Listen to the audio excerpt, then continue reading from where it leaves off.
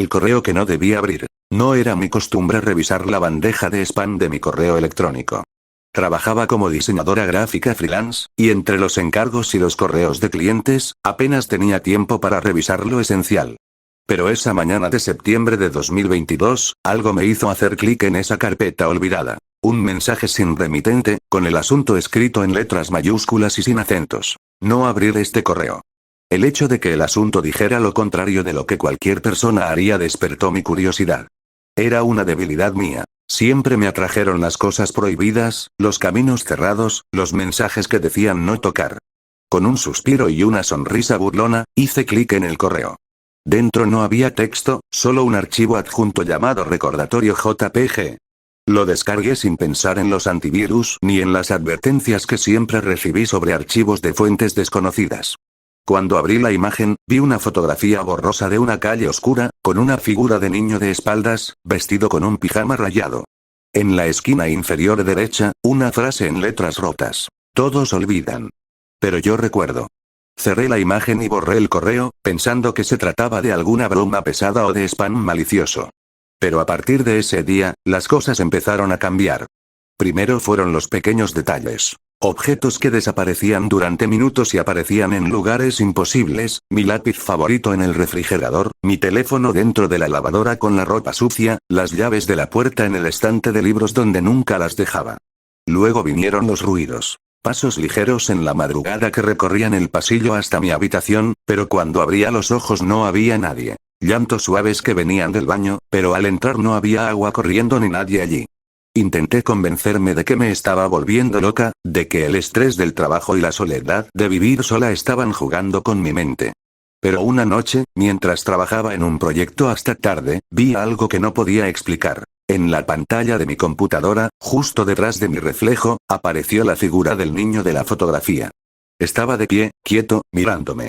Cuando giré la cabeza, no había nadie en la habitación. Pero cuando volví a mirar la pantalla, él seguía allí, y ahora llevaba en la mano un pequeño papel amarillo. A medida que pasaban las semanas, la presencia se hizo más intensa. Empecé a ver al niño en cada reflejo. En el espejo del baño mientras me lavaba la cara, en la superficie oscura de mi mesa de trabajo, incluso en las ventanas cuando llovía. Nunca decía nada, solo me miraba con ojos grandes y oscuros, sosteniendo ese papel amarillo. Un día, mientras intentaba dormir, escuché un golpe suave en la puerta de mi habitación. ¿Quién está ahí?, pregunté con voz temblorosa. No hubo respuesta, pero el golpe se repitió, más fuerte esta vez. Me senté en la cama, con el corazón latiéndome en la garganta, y vi cómo la puerta se abrió lentamente. El niño estaba allí, de pie en el umbral.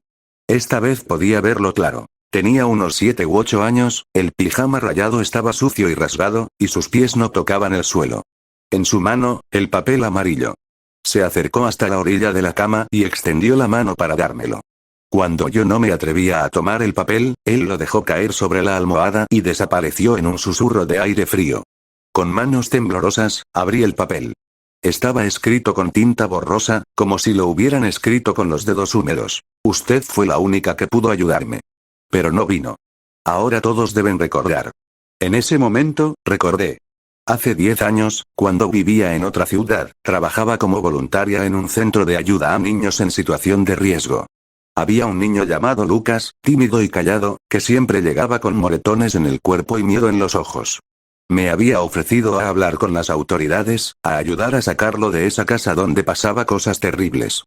Pero justo en la semana en que iba a hacer lo necesario, me ofrecieron un trabajo de ensueño en la ciudad donde vivía ahora.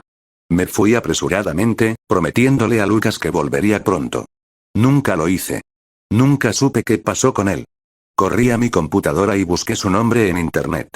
La noticia apareció de inmediato. Lucas Martínez, 8 años, encontrado muerto en su casa. Las autoridades investigan muerte violenta. La fecha del suceso era exactamente 10 años después del día en que me fui.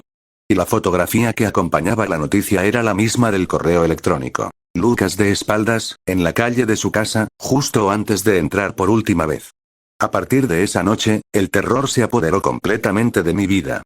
El niño ya no se limitaba a aparecer, empezó a hacer que yo viviera sus últimos momentos. Cada noche, mientras dormía, revivía el día en que fue golpeado por su padre hasta morir. Sentía el dolor, el miedo, la desesperanza que él sintió. Sentía cómo llamaba a mi nombre en su mente, esperando que yo llegara a tiempo. Y yo no vine. Los días se convirtieron en una pesadilla. No podía trabajar, no podía comer, no podía estar sola. El niño aparecía en cada rincón, y ahora llevaba consigo otras figuras. Otros niños a quienes había prometido ayudar en el pasado, a quienes había olvidado cuando la vida se me hizo ocupada. Todos ellos miraban hacia mí con ojos vacíos, y en sus manos llevaban papeles con mis promesas rotas. Un día, mientras miraba mi reflejo en el espejo del baño, vi que mi cara empezaba a cambiar. Se ponía pálida, los ojos se hacían grandes y oscuros, como los de los niños. Entendí que estaba pagando por mi indiferencia, por mi egoísmo, por haber preferido mi propio bienestar antes que la vida de quienes necesitaban mi ayuda. Intenté pedir perdón, pero no había nadie a quien pedírselo. Los niños seguían apareciendo, y su presencia se hacía más densa cada día. Sabía que mi tiempo se acababa, que pronto me convertiría en otra figura en esa procesión de olvido y culpa. Una semana después, mis vecinos llamaron a la policía porque no me veían salir de mi casa y oían ruidos extraños. Cuando entraron, me encontraron sentada frente al espejo, con los ojos vacíos y una sonrisa triste en los labios. En la pantalla de mi computadora, un correo electrónico listo para enviar, sin remitente, con el asunto no abrir este correo y un archivo adjunto llamado recordatorio JPG. Moraleja. Nunca desprecies las promesas que haces a quienes necesitan tu ayuda, ni creas que tu indiferencia no tiene consecuencias. El mal que hacemos al olvidar a los demás no desaparece. Se convierte en una sombra que nos sigue, y tarde o temprano, tendremos que enfrentarnos a la culpa de haber hecho nada cuando podíamos haber cambiado el curso de una vida. El peor terror no viene de los fantasmas que nos acechan en la oscuridad, sino de los demonios que criamos en nuestro interior al cerrar los ojos ante el sufrimiento.